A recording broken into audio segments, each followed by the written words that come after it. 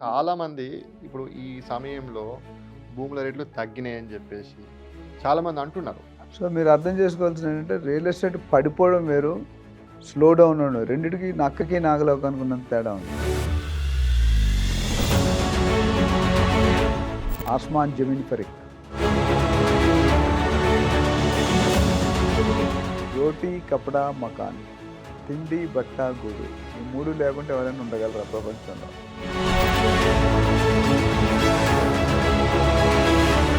3.5 నుండి 4 లక్షలు పర్ గజం. బంజారా హిల్స్లో జూబిలీస్ మనం ఇప్పుడు కొనుక్కునే పరిస్థితి లేదు సామాన్య ప్రజలు. స్క్వేర్ ఫీట్ 20 నుండి 25,000. ఎంతమంది కొనుక్కోవాలి? రూపాయి. మీరు డబుల్ అవ్వాలంటే 12-13 సంవత్సరాలు పట్టాలి. మరి ఇక్కడ 2 సంవత్సరాలు డబ్బులు మనం ఆశ కాకపోతే. ఇప్పుడు మీరు అమరావతిలో లేకపోతే వైజాగ్లో, తిరుపతిలో, బెజవాడలను అక్కడ ఇన్వెస్ట్మెంట్ చేస్తారా? जो दिखता है वो बिकता है. ఏదైతే చూస్తావు అదే నమ్ముతావు, చూడండి నమ్ముతావు నువ్వు.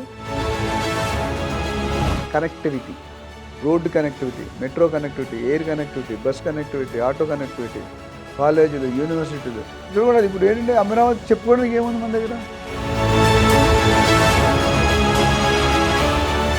ఓవరాల్గా చెప్పాలంటే నియర్లీ 50,000 ఎకరాలను ప్రభుత్వం భూసేకరణ చేయడానికి సిద్ధంగా ఉంది.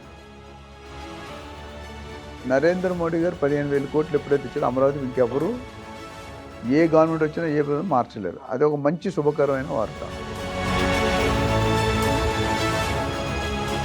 కొన్నాట్లో 4 సంవత్సరాలు అయితే, కొన్నాట్లో 5 సంవత్సరాలు, కొన్నాట్లో 6 సంవత్సరాలు.